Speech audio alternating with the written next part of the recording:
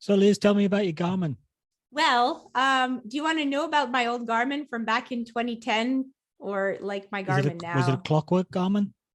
Sundial Garmin? No, but sometimes if I took it on a long run, it didn't last for the whole long run. So I was usually pretty happy when the battery lasted for the workout portion, because that's when you really want to know what your pace is. And back then, well, we only really bought the Garmin for the GPS, and I didn't even buy it. It was actually kind of a donation. Like I had a friend that bought one.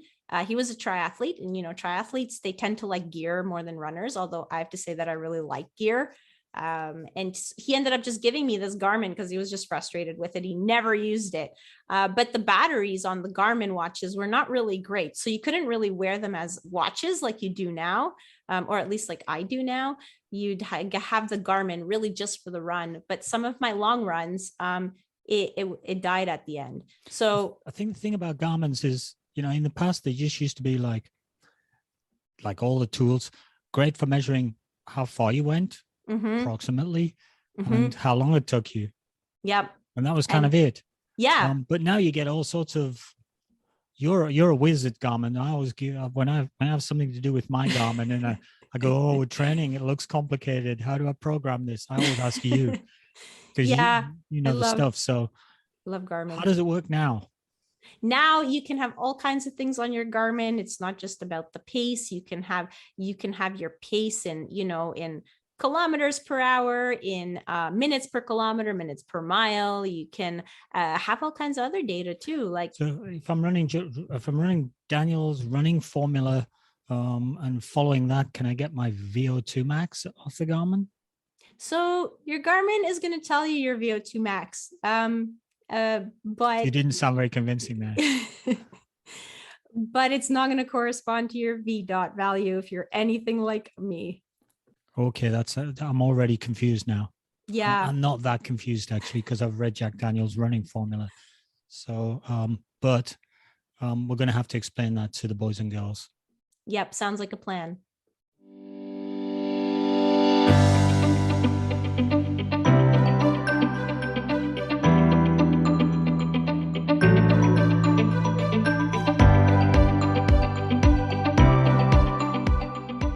Hi, and welcome to the Running Book Reviews podcast, where we review running books to help you decide if you'd like to read the book for yourself.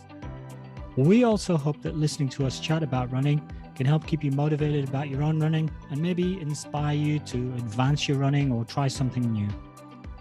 My name is Alan, and with my co-host Liz, we're going to talk today about a very famous book, Jack Daniel's famous Daniel's Running Formula, 4th edition.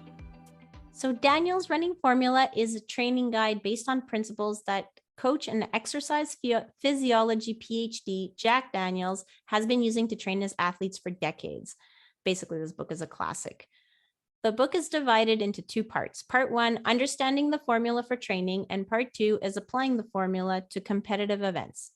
The first part describes the fundamentals of what goes into good running performance, types of training intensities, the VDOT system, other topics like treadmill and fitness training, as well as taking breaks. The second section contains plans that incorporate the principles discussed in the first part. And there are plans for 800 meter, 1500 meter to 2 mile, 5K, 10K, cross-country running, which the cross-country running is more of like general guidelines, not exactly a plan. There's for 15K to 30K race distances, marathon, ultradistance, and triathlon, which ultradistance and triathlon are new to the 4th edition. The end of the book contains a pace conversion chart in case you need to convert a minute per kilometer pace to a minute per 400 meter pace, for example. That would be in the case of if you're going to do some workouts on the track. This is useful if you have access to a track, since GPS paces are not always reliable when you're running on the track. So a little bit about Jack Daniels. Jack Daniels has been called the world's best running coach by Runner's World magazine. He has more than 50 years of experience coaching and mentoring some of the world's top distance runners at both the collegiate and post-collegiate levels, including Jim Ryun, Penny Werthner, Ken Martin, Larry Lawson, Alicia Shay, Peter Gilmore, Lisa Martin, Magdalena Lewy Boulet, and Janet Cherobon-Bawcom. I hope I got that pronunciation right at the end. He also won 2 Olympic medals and 1 World Championship medal in the men's modern pentathlon. Daniels has decades of experience as a track and cross-country coach at institutions such as Oklahoma City University, the University of Texas, Brevard College, and the State University of New York at Cortland. Under his guidance, Cortland runners won 8 NCAA Division III national championships, 30 individual national titles, and more than 130 All-American awards. He was named Women's Cross-Country Coach of the 20th Century by the NCAA Division III.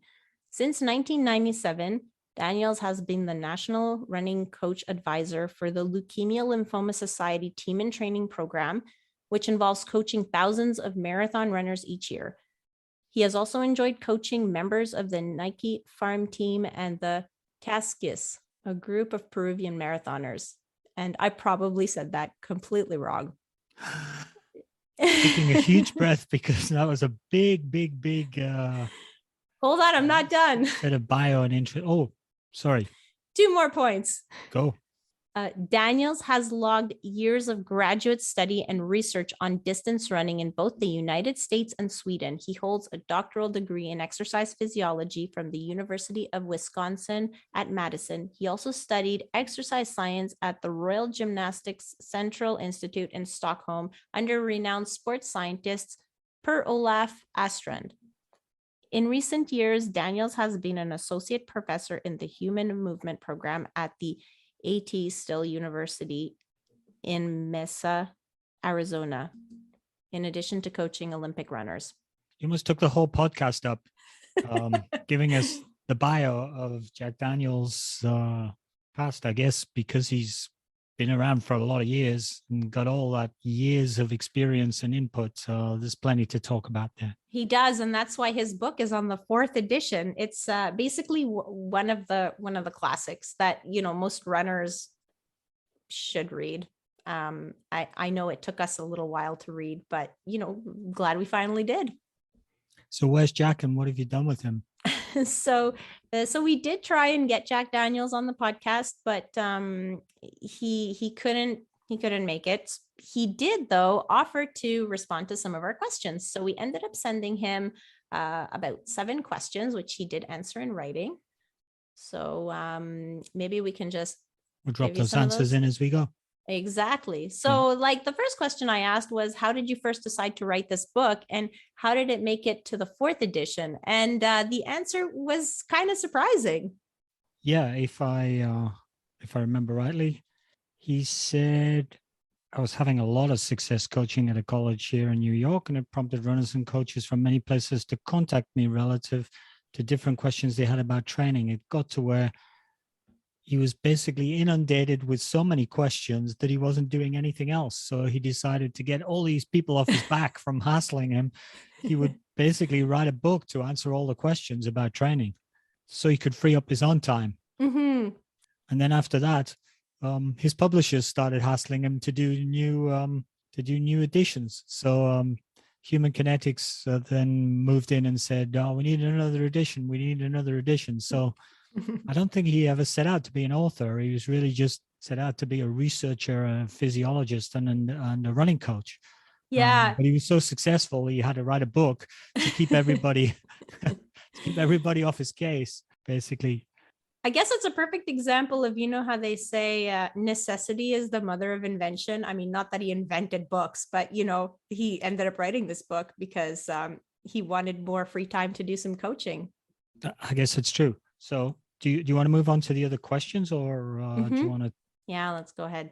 From a Alan and Liz review point of view, we got copies of, thank you, Human Kinetics, copies of the 4th edition, and we went through the 4th edition. But I guess from a reader's point of view, we figured they'd probably want to know, what's new in the 4th edition. They might have old editions, or they might have access to older editions. So we asked Jack to tell us what was new in this edition. So he basically just said, in the 4th edition, I tried to simplify some things already presented in the earlier editions. I added a little part about how to keep track of daily training sessions. I presented a little about training for a triathlon race based somewhat on my training for modern pentathlon, which involved both swimming and running events. So the triathlon section was new. He also said, I also added a part about ultra running, basically presenting the type of training Magdalena Boulet uses. I coached Magda for running, and she made herself a great ultra runner, winning some major ultra events around the world.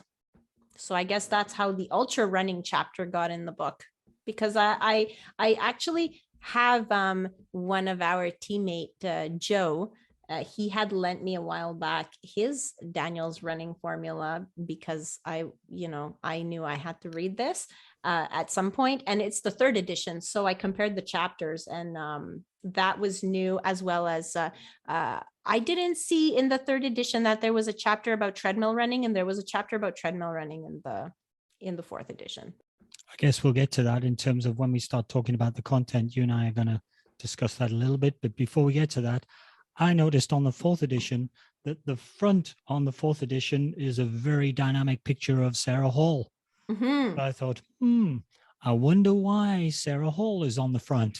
So we basically asked him. And what did he say? He said, Ryan and Sarah Hall lived in my house for some time when my wife and I were spending a couple of years in North Carolina. They obviously had a good relationship with the Halls, but he said Sarah was actually the choice of his publisher, Human Kinetics USA. Jack actually provided them with several names of runners, men and women, that he'd like to see on the cover, and Human Kinetics selected Sarah. I think that was a good choice, seeing as how right now she's running really well. Yeah, she's right on top of the game. Yeah. Mm-hmm. So I guess the next thing I wanted to ask this question, because in the book, Jack Daniels talks about back-to-back workout days. And so I asked him, you talk about back-to-back workout days where you prescribe workouts on 2 consecutive days and then have more days rest before the next workout. So basically, like, let's say you have a Monday workout, a Tuesday workout, but then you get like 2 easy days before your next workout. So I asked, can runners of any age benefit from back-to-back workouts, or is it something you would prescribe uniquely for younger runners? Because in the book, he talks a lot about like cross-country runners, and so they tend to be younger in college. Yeah, I think that's pretty interesting because, if you look at it from I'm sort of a real beginner coach, and if you look at it from, coaching beginners, if you're a beginner coach and you're coaching beginner runners, you always think, okay, hard day, easy day, hard day, rest day, or long day, rest day. And you don't think about back-to-backs. Mm-hmm. So it's pretty cool seeing the back-to-back and then you asking the question. So what did Jack have to offer us from that point of view? He said, some research has indicated that the peak of muscle soreness and fatigue comes worse 2 days later than just the day after stress. So basically, like the onset of DOMS, which is the post-workout muscle soreness that we all experience, usually the day after your workout. And I've noticed this, like the day after the workout, you might have sometimes I feel great after the workout, and then the second day, I'm sore. Hang on. You just said DOMS is post-workout muscle soreness. Oh no, it's delayed onset muscle soreness. Sorry, that was. Otherwise, it would be PWMS or something like that, wouldn't it? That's true. Wrong. Yes, that wouldn't correspond to the letters. Sorry, guys. Not very often I catch Liz out, but there, did it. Okay. Yeah. So he continues to say, I tried using that information relative to training 2 days in a row rather than every other day, and found it to work well with those whom I was coaching. I guess I just assumed that it was good for any age group. So I guess he doesn't really just use it for younger runners. So maybe Sarah Hall is doing back-to-back workout days. Yeah, and maybe it depends on the distance you're doing and types of workouts that you're doing. And I'm assuming this is like more advanced runners. Like you wouldn't take a beginner and be like, well, we're just going to give you 2 workouts in a row, because I think they would probably hate you and they'd quit running. And that's not good for the sport. Now, is it? Also, if you give them the 2 days, the second day, they won't get DOMS until 2 days later, so you could sneak in a third day. And for the third day, the DOMS wouldn't occur till 2 days later. So you could do a fourth day and you could just No, keep I going. think that it doesn't work like that. I don't think it does. But nice try. Oh, we could test it on you. No, I don't think the Miller running formula. That's my surname. The Miller running formula is going to be very successful. So I think I'll stick with Jack. Another thing that we noticed in chapter 9 was about taking breaks and taking breaks between sectors of workout or mega sections of workout. And he did mention that, if you're going to take a break between sort of training plans, you should take a minimum of 2 weeks, which I found a little bit sort of shocking because you don't do that. No, I get antsy after about a week. So if I've had a week off, I'm like, my wife makes me run because she says, you're horrible to live with, go and run. So I was quite surprised at the 2 weeks, but what did Jack have to offer us in terms of explaining the rationale for 2 weeks? So he said loss of fitness tapers off less after a couple weeks of no training. So 2 weeks off lets you feel a good bit less fit, but not losing much at that time. So basically he means like you're going to feel unfit after 2 weeks of not running, but you don't actually lose that much fitness. And he does kind of explain that in the book, because in the book, I think he says that you can have as many as 6 weeks, but he doesn't recommend more than 6 weeks. And when I read 6 weeks, I was like, what? That's a long time. But I know that, we've read in some of the other books about taking breaks, and it means not taking breaks because you're injured or because you're overtrained, but just taking a scheduled break where, you kind of, that you're not injured, but let's say like your goal race is over, and before you start training for your next goal race, you take a couple weeks off because it also helps you, I guess, stay mentally, like stay motivated and, stay kind of like wanting to push your limits, which, sometimes you just need a bit of a mental break more than a physical one from the whole, like always, hammering track intervals and things like that. I still think I'm not going to take probably the breaks that I'm supposed to. Okay. We'll see.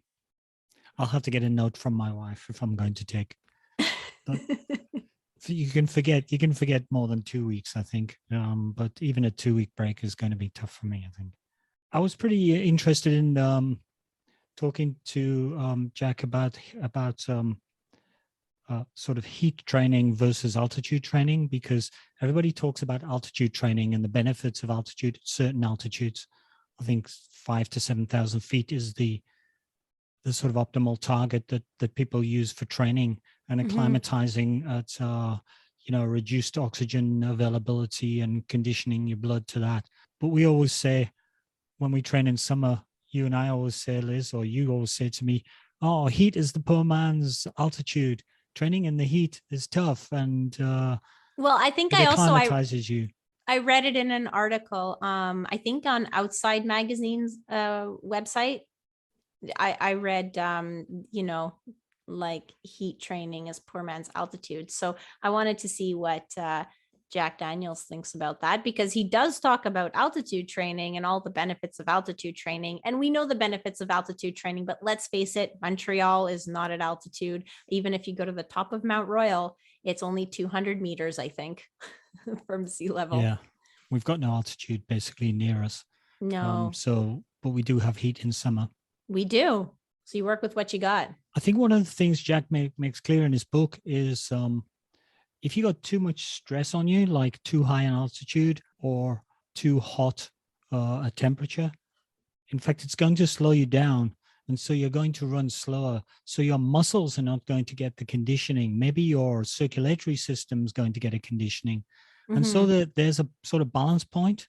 You've got to be able to run fast enough to push your muscular training envelope, but at the same time, if you've then got a stressor on you like altitude that your body can acclimatize to in terms of your blood and your respiratory system, your cardiovascular, basically. Jack kind of agrees that heat is going to, provide that stress, which is going to reduce probably the amount of oxygen available to your system because your blood is working into your skin to try to cool you down.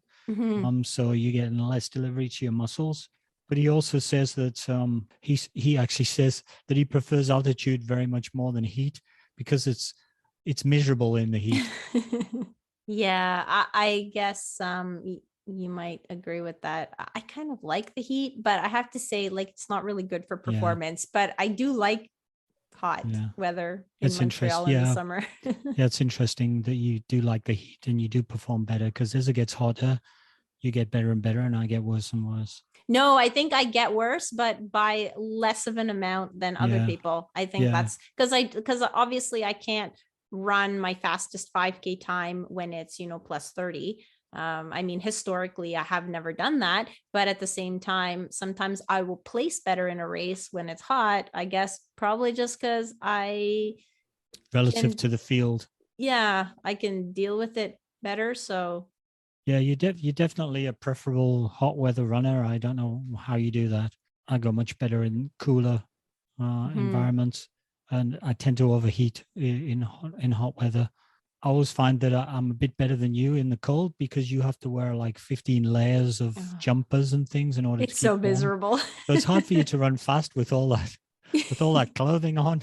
Yeah, it's tough because I'm usually wearing like 2 pairs of tights in the winter, and I mean I can barely move, and that's without the the 2 layers that I have under my jacket, and and my like 2 sets of toques on my head. I mean, sometimes I can barely move. Like my running pace in the winter is so slow compared to the summer. Sometimes I'm running let's say our marathon pace is supposed to be 4:15 if we were on to run that sub 3 hour marathon per kilometer. And if I run in the summer, or when I'm wearing shorts and a t-shirt, it's doable. In the winter with the same effort, I'm running like 5 minutes per kilometer. It's so the answer is just wear shorts and a t-shirt. No, no, not in the winter. So I guess the last question that we asked Jack Daniels was, what are some common errors that you have seen non-elite runners doing in training? Because he doesn't just train elites, he coaches runners of all levels. Yeah, and we figured most people who are listening to this will be more likely to be non-elite runners. I think Jack jumped straight on to the fact that trying to run faster than the training prescribes you to run. We'll talk about that a little bit in terms of how the training works. He's very much in favor of trying to do the minimum amount of training to get the maximum results. More is not necessarily better, and harder is not necessarily better. There's a point at which you don't get physiological benefit from going faster or longer or harder. And all you're doing is building up your chance for injury when you get into repeated training. So he's very much on trying to limit the pace to the target pace, or the distance to the target distance. Having said that, once you start looking at these programs, they still look pretty darn tough to me. Yeah. I guess, I mean, it depends which one. Well, yeah, they're all tough in their own way. Cause I have to say, after spending the winter doing track indoors on Mondays and then running a 1500 on the track, like I have to say that level of pain is very different from a marathon. So although the race is like 5 minutes long, it's still hard, but just it's a different hard. So I guess you just have to pick which hard you prefer to deal with. Yeah, it's kind of a different sensation altogether, but it's good to mix it up as well. I think it helps. There's a cross benefit. Also, I think it stops you from getting into a rut with your training, and it stops you from becoming sort of a one-trick pony. You maintain your speed as well as your endurance, and you're not trading off all your speed and just getting endurance because you're that type of guy, or the other way around. Yeah. So I guess those were the questions that we asked Daniels, but the book is extensive. The beginning of the book actually starts with Daniels telling us the essentials of running success, which according to him are 4 things: inherent ability, intrinsic motivation, opportunity, and direction. That's sort of the starting point. Inherent ability is kind Direction, you should run clockwise or counterclockwise around the track. I think to clarify direction, he means kind of coaching, how you're directed. Yeah. In terms of your efforts, so how you're coached and the benefits of having a coach and being coached.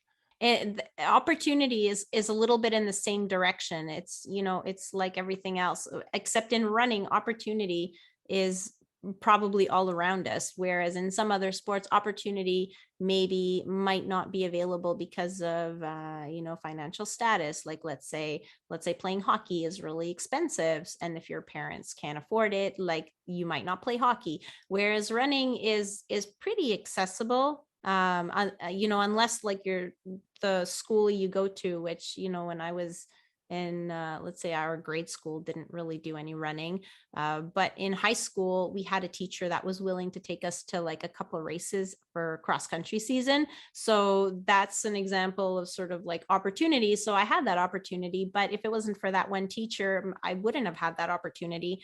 But running does have, it's pretty accessible, especially if you're living in some of the countries where it's really popular. Like in the US, I think every school has cross country season. That's what it seems like, at least. It's essential to success, because if you've never had the opportunity to try, then you don't even know if you're going to be successful.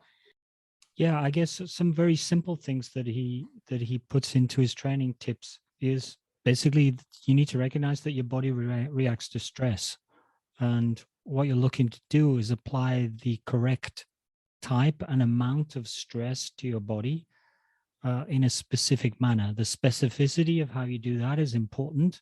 Mm-hmm. And overstress is bad. So recovery is a factor that you need to do that. But basically, if you want to get to a new level of performance, you should be mindful that you're probably going to have to get yourself into a new training level of stress at some stage, Mm-hmm. and get comfortable with that as best you can. Which, when you think about it, you go, yeah, that makes sense. But also when you look at it, you go, how many people are just turning up and going, well, I wish it was better, but they're not doing the thing, Mm-hmm. which is Actually, to find how to push their envelope a little bit. I think another thing that we tend to do, and some of this might be coaching philosophy, because sometimes you'll be coached in this way, is that instead of training at the speed that you're at, which it seems like Jack Daniels is a proponent of that, because when he teaches you about the VDOT table and how to look up your time, it's based on your most current race times, where not like your aspired race finishing time. So yeah, which we've concluded that's the sort of error that we made with respect to our training program last time round. Exactly. Yeah, we should have used paces that we're at and not paces we want to get to. And the way to get there is to be able to string together the training without it being too stressful, so we're recovering from it, and then we should get faster and ramp it up. Yeah. We should Gradually. get faster as we get like trained throughout the season. And the way that you're getting faster is that you do a race and you prove your new level of fitness. So that's kind of the way that Jack Daniels wants you to use your his VDOT tables, which I guess maybe we can talk about the VDOT tables, because like VDOT Sure. is like VO2 max. But not really. So the way that you find out what your VDOT is you don't look at your Garmin, and if your Garmin predicts that your VO2 max right now is 56, then you don't go into the table under 56. It's a little bit of a backwards. Your Garmin watch, it tells you how much your VO2 max is right now, and then it's going to predict your race times. And I don't know about you, but my race times are never what they predict. They're much slower. Like I can't run what Garmin's telling me I should be able to run. And I think Alan, what does your Garmin tell you? My Garmin tells me all kinds of things, but mostly it tells me that I'm unproductive. Oh, yeah.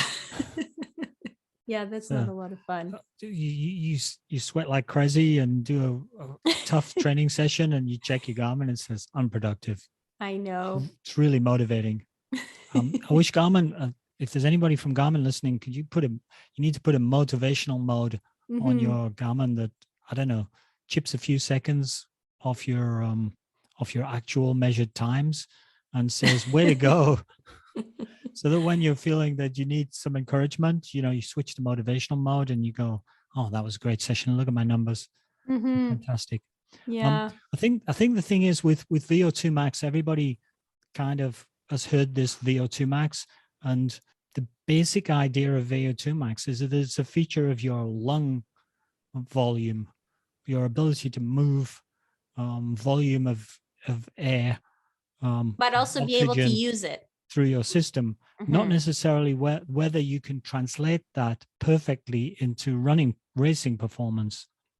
And I Yeah, think what because Jack Daniels was trying to do with his VDOT, which he kind of invented or researched and described for the first time, he's like the originator of it, was come out with a formula that would, use the idea of VO2 max, but applied to racing rather than lung measurement. yeah, because what he was trying to do is get rid of the factor of running economy, because your VO2 max will only translate to a certain speed depending on your running economy, which is something that is also a variable that can change and can be different for different people. And I guess you can improve it, but like you don't really know what it is. So it's hard then to use your VO2 max for anything. So what Jack Daniels does is he developed these tables, the VDOT tables with race times. And it was like through research. So basically, I guess he had lots of athletes contribute their data to this, and he knew their VO2 maxes, and then he knew their race times. And I don't know exactly how he made it into tables, but what you do is he makes it super easy for us, because what you do is you go out and you run a 5K race, or you take your most recent race time from whatever you did most recently, and you go into the table and you look up what your VDOT value is. And then your VDOT value, you use that throughout the book and all the other tables to find out what your training paces are, depending on, if you're in the, if you're doing like 800-meter training or whatever, they all have tables where you can go and line up your VDOT value with, what paces you should be running for your 400-meter repeats, let's say. So the only thing that he does mention on top of that is when you're using it, like let's say you're trying to predict marathon training paces, it's probably better to use a half marathon race time rather than like a Performance near 5K. as possible to where you're targeting. Yeah. So I remember looking up my VDOT with my most recent 5K time, which is no longer my most recent 5K time because I since had COVID. So now I feel like I'm starting all over again. Yeah, but let's pretend. Okay, let's pretend. So I ended up running a 5K in 1859, and so my VDOT was 53. So Yeah. so that means that, like in theory, had I not had COVID, I could have Yeah. gone then to the training plans and use that VDOT to find out what paces I should be training at. And If I remember rightly, I think my VDOT was 53, but my 53 is not the same as your 53 because are they different from men and women? no, so No, they're not. Okay. they're not, but there is a table that differentiates between men and women, but what he's doing is saying like he's categorizing runners as, your average if you're, let's say, a woman, between this VDOT and that VDOT value, but for men it's like your average if you're a little bit higher. So I think you were looking at that because the VDOT doesn't doesn't differentiate between men and women. It's really just like your race time corresponds to your VDOT value, and you use that, and then you can use all the training plans in the book. Yeah, basically, once you've got that number and you've got a good handle on that number, and if you're not sure about it, you can then check it against, say, okay, if I did a 5K, what sort of 10K time would that predict me to do, and can I do that? And what sort of half marathon? And that's what I did. I went straight to the marathon. Yeah, me too. Does it tell me I can run a 3-hour marathon? You probably did the same. And I did. Unfortunately, it doesn't. Doesn't quite. Actually, it reflects what we basically did. It says you will run, I think, a little over 3 hours. Yeah. So sort of what we did. So, which is not what we want to do again. Yeah, but we're all about improving. So, yes. But it reflects accurately where we were or where we have just come from. And also we're smarter now. So we think that, the next time around when we start our marathon training program in July, we're going to use the training paces that we're at instead of the training paces we want to be at, and just, break our heads over that and end up like getting injured like I did last year. Yeah, we're smarter, but I'm also older. Your age, relative speaking, you haven't aged, but I'm aging rapidly now. Anyway, coming back, forget us for a minute. Coming back to VDOT, the VDOT then enables you to go into the tables and select your paces, give you very precise paces to train at, be it that you're doing an easy run or a marathon pace run or a threshold run or an interval pace run or a reps run. It then gives you the pace you should be running. If you're doing, let's say, I don't know, a 200-meter rep, it tells you how many seconds you should be doing your 200-meter reps in. So if you're either a bit nerdy and you want to design your own program, or you're a bit specific like we are, and you want to try and make sure your program is targeting an improvement in a very specific way for a specific goal, when you start looking at your training program, you can make sure that your paces for each training session that you do is appropriate to your level, which I guess is the whole crux of Daniel's running formula. Yeah, and it actually corresponds well to what Ben Rosario told us when we talked about how we didn't quite fail our marathon training, but I kind of failed it, but you didn't really. But it was because we were training too fast. We were trying to train at a pace that we had actually never done, because what we wanted to do is race at a pace that we had never raced at, which seemed very logical for us at the time. But after speaking with Matt and Ben about their book. Yeah. So I think probably we have to start slower, but we're going to have to, by the end of our training cycle, we're going to have to be at those training speeds. If we're not, and we're not able to get to that point, that tells us that we're not going to be ready. I guess you're right. So I guess we just have to cross our fingers and hope for the best. The idea is that we don't get fatigued, because I felt I was just slightly fatigued maybe going into the race. And so the idea will be, if we train at a more realistic actual pace, and then we gradually progress to a more targeted 3-hour marathon pace, we won't fatigue ourselves so much, and then we'll be fresher on race day, and we'll kick ass. That'll be amazing. So there was a really neat point system for monitoring training intensity. So, I think many of us have heard of sort of the 1 to 10 scale about what you thought your training intensity was, RPE, which is rate of perceived exertion.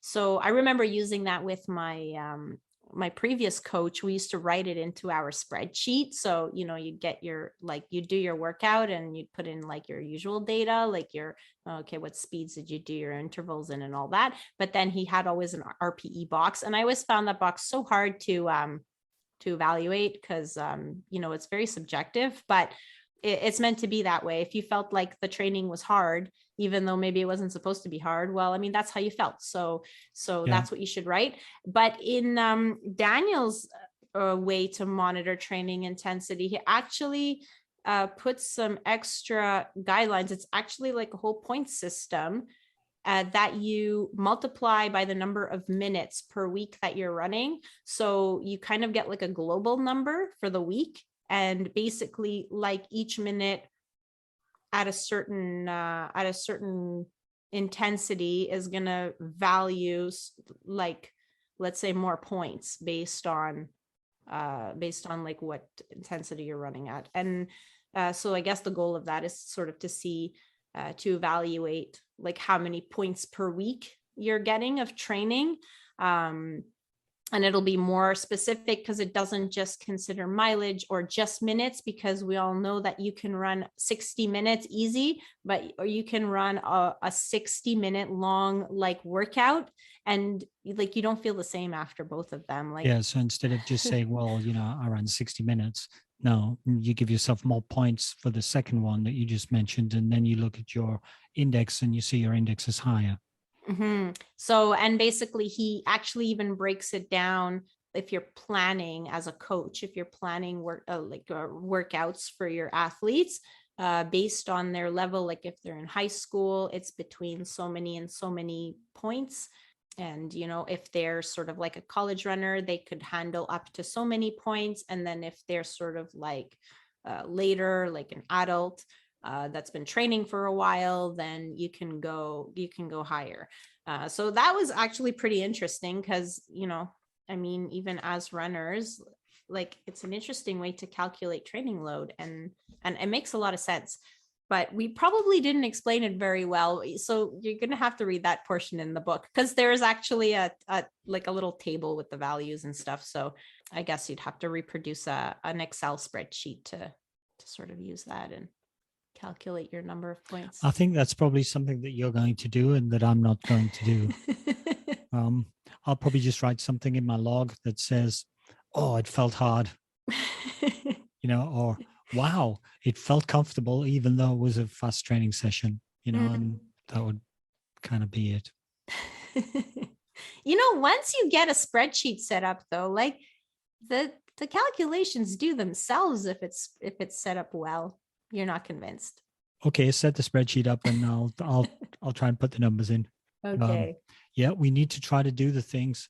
The problem I have is, I go, whole set of numbers and calculations, and then what am I going to do with it? Maybe I'll just let it slide.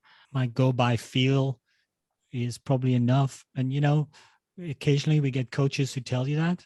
Say, well, look, you probably know what your, because you've done enough running over enough years, what your lactate threshold pace should be.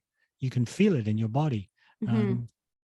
It's probably pretty close, but I tend to be a bit lazy and go, yeah, all right, I'll just do that, because that's the easiest way through. When in fact, what I've got to do is and we all have to do this, I've got to say to myself, I need to do the thing that I'm not doing that's going to take me to the next level, to the next inch, to the next second.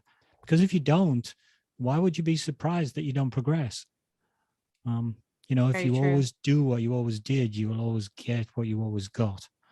So one of the things I think I've learned through our podcasting is very much that. I need to eat more protein. Shouldn't just go, oh, that nutrition stuff, Yeah. I'm not too keen. Need to eat more protein. So let's get on it. Let's get on it. Exactly. I was very proud of myself. I had protein in my trunk today for after the run. Yeah. And I mean, I've been so good at it that I've been embarrassing you. I know. Saw you waving your protein drink at me out your car window as you were driving off the other night. Yeah. I was just making up for the time. Oh, look, I've got my protein. And you probably had yours. You just didn't wave it around because like ever since you started this whole protein thing last summer, I'm impressed. Sometimes I forget my protein and you never forget your protein unless you ran out. There was that one time you ran out. Jack doesn't tell us about protein supplements, but he does tell us about a whole bunch of other things. Altitude training, we've sort of touched on. 5,000 to 7,000 feet. If you live in Flagstaff, somewhere in Colorado, somewhere like that, all I can say is I'm insanely jealous. Yeah, because we don't really have that available to us. We don't. But one of the things that they do like the athletes that do go train at altitude, is sometimes they will go to sea level to do workouts so that they can hit paces. When you listen to other podcasts where they interview elites, they kind of, they talk about those things that sometimes they'll like be at altitude, but then let's say for one workout in the week, they'll drive 2 hours to get somewhere to closer to sea level, or maybe just less altitude, so that they could run fast, because the altitude, although you're getting all these adaptations, like you still want to have the leg speed. And I guess we can reproduce that with the heat training, because, on hot days, like sometimes we run early, so it's less hot, so we could run faster. I mean, I guess not exactly the same thing, because sometimes it's hot in the morning too, but there are ways around it. But I think the thing is, what we see people training at altitude, getting acclimatized to altitude, and then doing test runs by dropping down, coming down out of the mountains, and then doing a test run hard to see, if their conditioning is working. And our version of that really is, we're going to train through the summer, and then we're going to attack our race in the fall when it's cooler. And hopefully we'll get training benefit that we can reproduce on a day where we don't have the training stress, which is the heat. We'll get a cool day, and that's probably more accessible to other people. Who don't, if you don't have mountains, that's what you can do. Yep. He talks about treadmill training. Yeah. Which I don't think he talks about in the 3rd edition. But, he actually goes into quite a bit of detail, and he talks even about like calibrating your treadmill, which calibrate your treadmill. Yeah, I've never actually taken the time to do this, because I used to use the treadmill at work, because I don't actually have a treadmill. I don't have a treadmill, and I don't have any work, so I don't have even access to a treadmill. So I read the chapter, but I wasn't paying a huge amount of attention to how to calibrate a treadmill, because I knew I wasn't going to be able to do it. But it's the first time I've seen some instructions on how to calibrate a treadmill, making a mark on your carpet, or whatever you call it, belt. There you go. And then measuring the distance, and then measuring how often it comes around, so you know exactly what the speed of it is. Yep. And then you look at the pace and see if it corresponds to what it's supposed to say. And he does also say that you should probably be running on the treadmill when you're counting, because like you're running on the mat might slow it down, or might create like friction, so it might not have the same result. I think in general, like even if you don't calibrate your treadmill, most people tend to use the same treadmill. I know for me, I'm such a creature of habit. I used to go to the gym, and I would always pick the same treadmill. It was like there were 4 treadmills, and I would pick the 3rd one from the window. Why am I not surprised, Liz? Yeah, you shouldn't be very surprised. Why am I not surprised? And so I would be alone in the gym, and I'd pick the 3rd one from the window, or I'd be with other people. Sometimes it happened that somebody else would be there already running on that treadmill, and I'd be like, oh no, now what do I do? Yeah. So tell me, if you go into the gym, yes, and there's only one person on the treadmill, and there are 4 treadmills, but the person on the treadmill is on your treadmill. Yeah. What do? Do you hang around and like pretend to lift some weights or something? You're kind of waiting for your treadmill to come available? No, I usually don't have time for that, because I'm planning on doing a workout that's pretty long. So then I have to just go on another treadmill. But what I was going to say what you're saying is you would if you had time. If I had time, yeah, around, wouldn't you? I probably would. I'd probably just do something else, because, chances are that other person is not going to run for more than 30 minutes anyway. No. So I would have just waited around, but I usually don't have time for that. So I take another treadmill. But all that to say is, if you're using kind of the same treadmill, I think, this is just my logic, it's always going to be off by the same amount. So let's say your pace on the treadmill starts to get easier, then you can bump it up a little bit. And it's reflective of you getting faster anyway, but just the pace might not be the absolute pace. Yeah, if you have a number on your treadmill, you can go for a faster number, but don't necessarily believe the number. Yeah. But you can say, well, this number is a better number than the one from, a month ago. Exactly. Yeah. And the other thing I would say about treadmill running, just because like I've done the transition a couple times, is like when you haven't run on a treadmill for a long time, it feels hard. Like it feels harder to hit the paces that you run on the road. It's because like it's kind of not the same way to run. I'm not really sure what it is, but it's just it's a strange feeling. And sometimes it feels like it feels easier than running on the road. But I guess usually that's in the winter for me, where it's not very easy to run on the road. Yeah, to me, it feels very sterile. I mean, it's very consistent, and it's a little bit more forgiving than a road, but it's as uniform as a road. So, it's very consistent from that point of view. Other people would have another word for consistent. Like boring? Yes.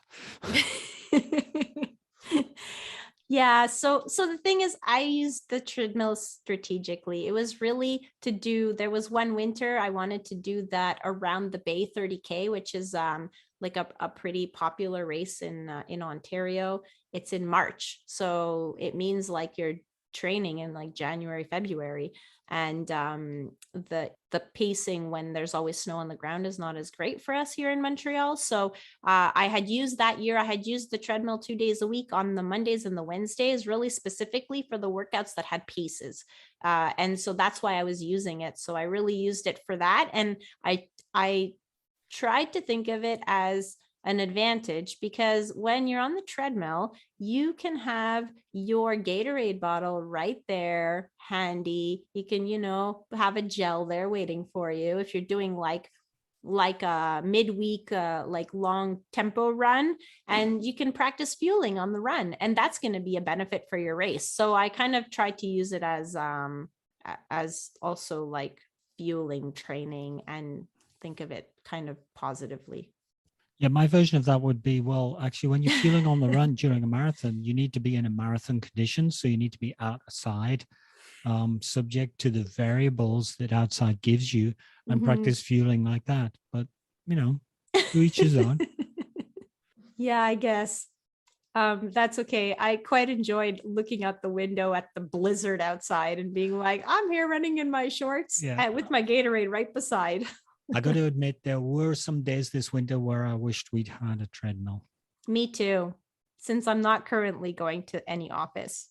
So the training plans. So the last part of the book has training plans for every distance that you'd possibly want to race, basically. I mean, not the sprints. So if you're a sprinter. Yeah, but I guess the endurance distance upwards. So from 800 meters up through marathon, ultra running, cross country, triathlon.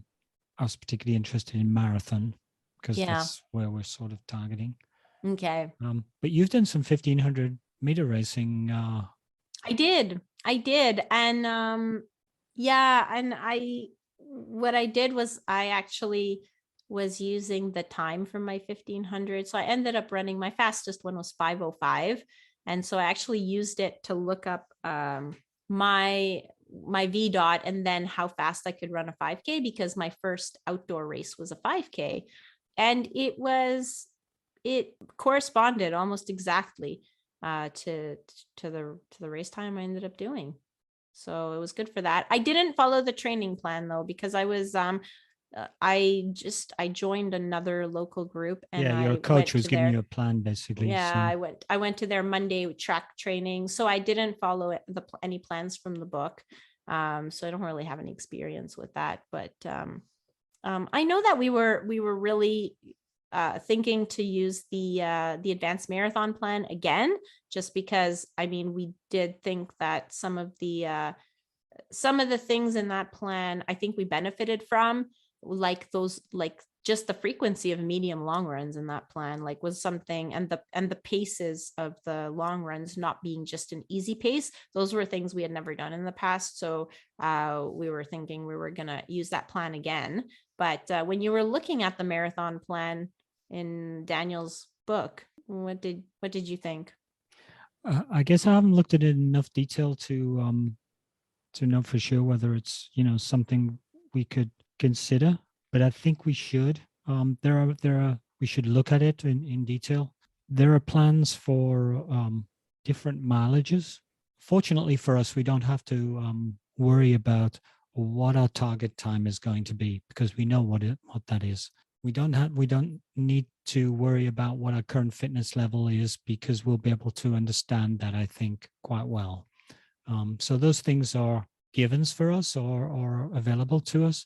Then we need to decide how many miles are we going to try, and more miles is good for you. Too many At miles, our and then level, more miles is good for you. They're like, you can't get, I don't know about you, but I can't get into the upper levels where, you're almost doing too many miles. I think I'm not comfortable at that. So we have to choose probably between two programs in terms of mileage. We're going to go for, about a 90K a week, or 113K a week, or 140K a week, something like that. Yeah. I think, like, for me, because I know that the Fitzinger plan maxed out at 140K, and I'm able to do a 140K week. I just don't think I could do consistent 140K week every week. So if it maxes out at 140K, I think that's doable for me, at least. But I don't think it's doable for me to, like, plan to be running 140K throughout the whole plan. The other thing, though, with the Daniel's plans is, like, they're all 18 weeks. So I think, I mean, from 18 weeks that we did last year, like, I felt like 18 weeks was a long time to be specifically training for one thing, not to mention that this year we registered for that Quebec Mega Trail trail race, and it's like July 1st. And so already we would be like 2 weeks into our 18-week plan if we're aiming for the Toronto Waterfront Marathon, which is the one that we're signed up for. Yeah, I don't know. I guess we'd have to look and see if we can just skip the first 2 weeks, or I think I'm going to condition myself for the 50K trail ultra, and that'll enable me to skip the first few weeks of the training. Yeah. I also just found that 18 weeks was too long for me, at least. I'd also like to look at maybe the training programs in Matt Fitzgerald and Ben Rosario's book. Train like a pro, or run like a pro, even if you're slow, and maybe compare and contrast what we've done with Fitzinger's advanced marathon program with what Daniels would suggest to us, and then see, because what I liked about what I saw in that program was the variation. Okay. I felt maybe the advanced marathon program, because it was tough, it also felt a bit repetitive because it was tough. So you're going, oh no, another one of these. I remember at the end, our training partner Guillaume, he was not looking forward to those midweek medium long runs. Actually, wasn't just midweek. It was midweek and end of the week and weekend. Like, those medium long runs, like, I felt like we were always doing a medium long run. How many of those did we do? Sheesh. In summary, I don't know with respect to Daniels. I suspect it has some good things to offer, and is very precise in the way it allows you to put it together. But it's gonna take some analysis, I think. Yeah, I guess we should look at all the plans that we have access to now with all the books we've read. I kind of like the idea of redoing Fitzinger, because, when I had done the Hansen plan, I had done it twice in a row. I feel like, also because I didn't really thrive the first time around, and now I feel like, like I would approach it in a smarter way. So I think maybe I would still get something out of that plan that I didn't get the first time around. And also just because, it's a bit, it removes some of the variables. So, we know that we did the Fitzinger plan, and in my case, it wasn't, I didn't thrive. Like, I was injured for part of it, and I wasn't able to necessarily do marathon pace, like for some of the longer marathon pace runs, like the 23K, I bonked at 10. So there's all those things, but I feel like we got a certain result, and now if we change the plan, and let's say, we again don't attain 3 hours. So then now I feel like we don't know if it's because we changed something in our training, because I feel like the last time we didn't attain 3 hours, it was really the day. It was the weather. It was very windy. I think we would have been really close if it hadn't been so windy. And the Fitzinger plan got us there. So that's kind of my thinking is maybe try the Fitzinger plan again, but we can look at all of them since we have all the books. Yeah, I mean, we didn't mention the one we just done recently, which was Hal Higdon's marathon techniques, which also contains some stuff. So we've got plenty to go out there in terms of devising our program. Mm-hmm. And also, I think we have to have a more flexible approach to it. I think you have a program and you figure, well, okay, this is a prescription. And if I follow this exactly as it's given, I'll get the result exactly as I desire. But actually, human beings are not like that. Mm-hmm. You know, you'll get a cold or you'll have an off week or a non-week even, or we'll get we shouldn't get a snowstorm, but you know, that's you can get bad weather, really bad weather, and then you go, okay, sort of like a super hot, humid. That's probably what. Yeah, we got some of those really hot days. And I remember some of them, we said, okay, well, we'll go on the slower end of the range of paces because each pace was actually a range. But I think maybe we should have gone even slower than that on the hot days, because some of those runs, we felt pretty terrible at the end.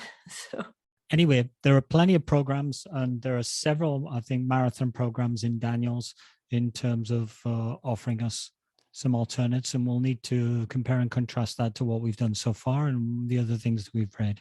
Mm-hmm. At the end of the day, we'll have to do a lot of work. We'll get very tired.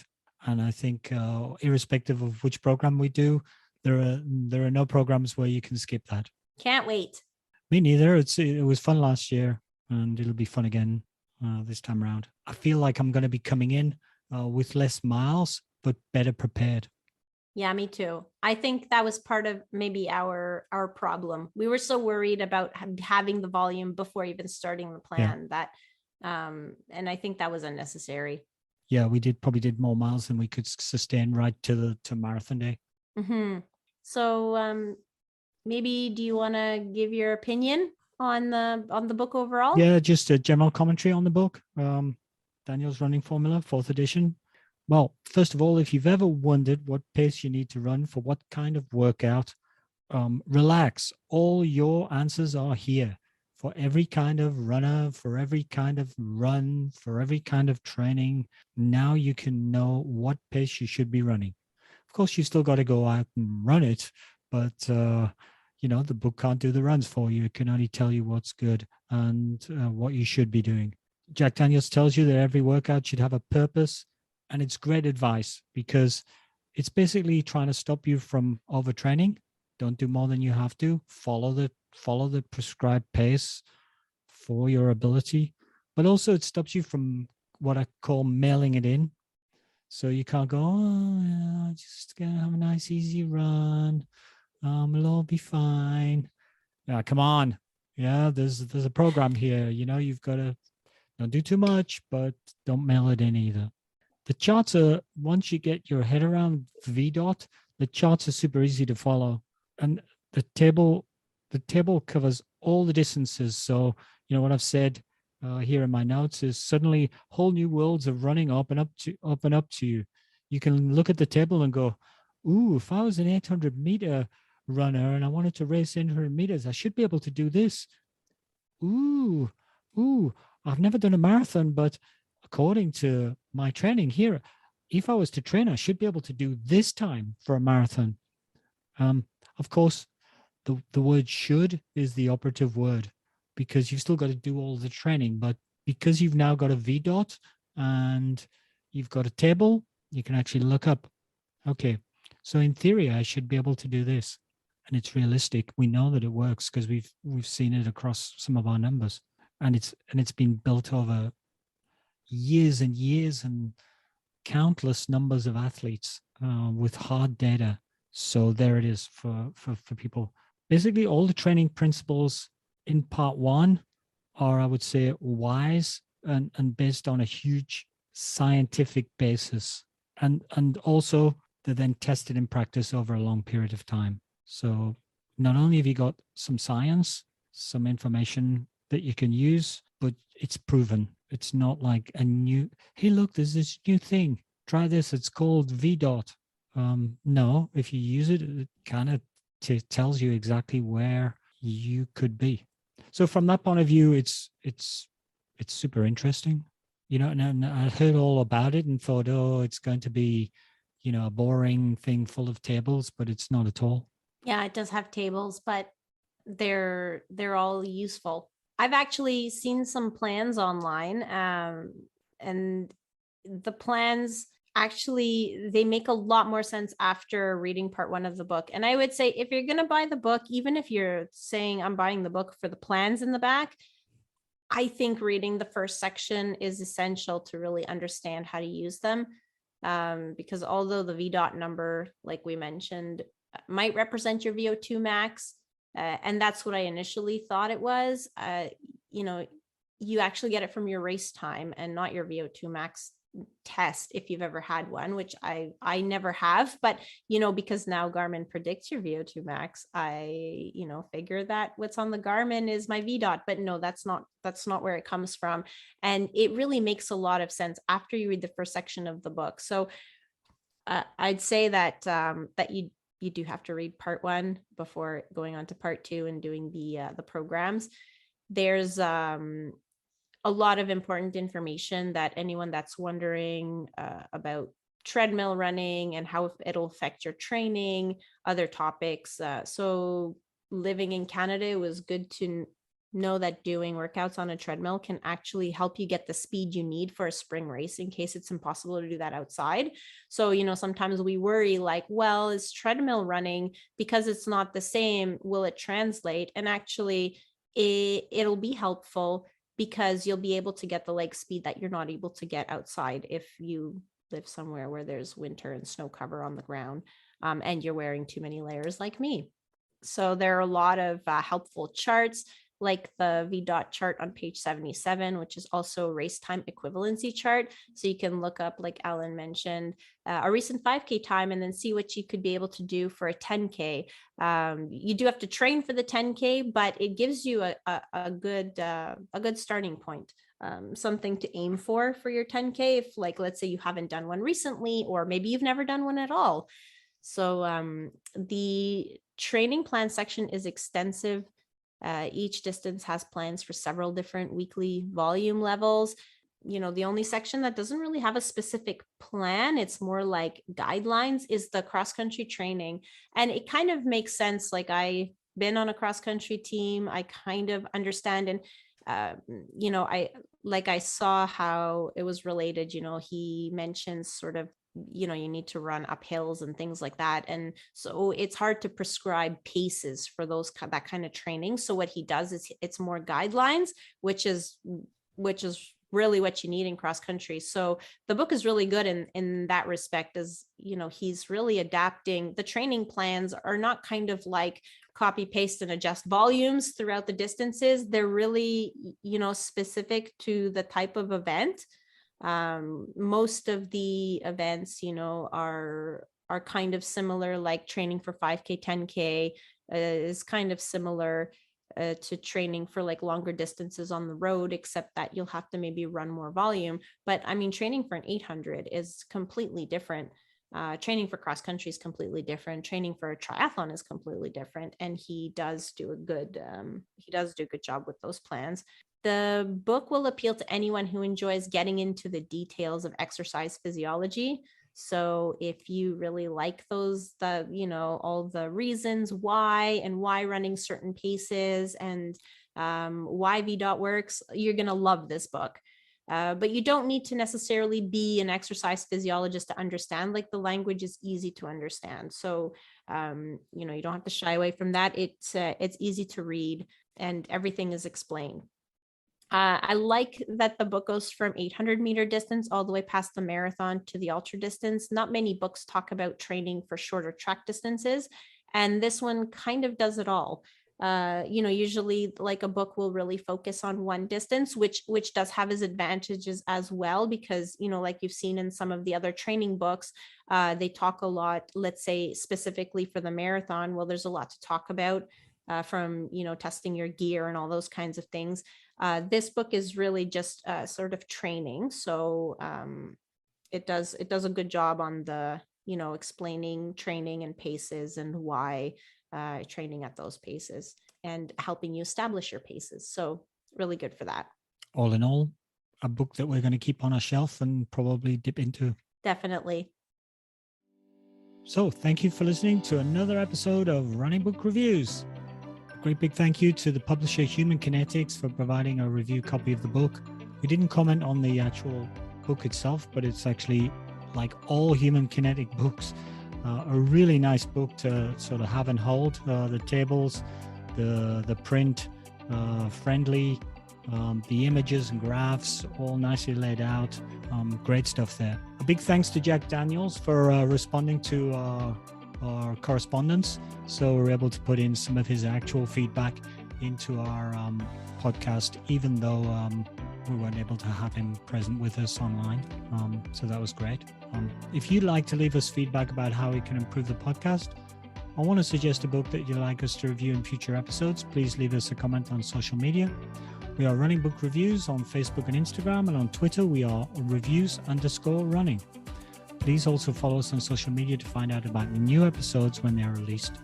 Or you can just subscribe to the podcast on your favorite streaming platform. I guess I should also mention our Buy Me a Coffee page. If you haven't heard, we are now on Buy Me a Coffee, and you can go on to, all you got to do is go on to the general Buy Me a Coffee page, look for Running Book Reviews, and you'll probably find our page there. Thank you to Susan, who left us some coffees last week. Much appreciated. We appreciate your little encouragements and also your little words of positive motivation for us as we go through all of our running book reviews, and we'll have more running books for you coming up soon. But for now, that's all from Running Book Reviews. Bye for now. Bye.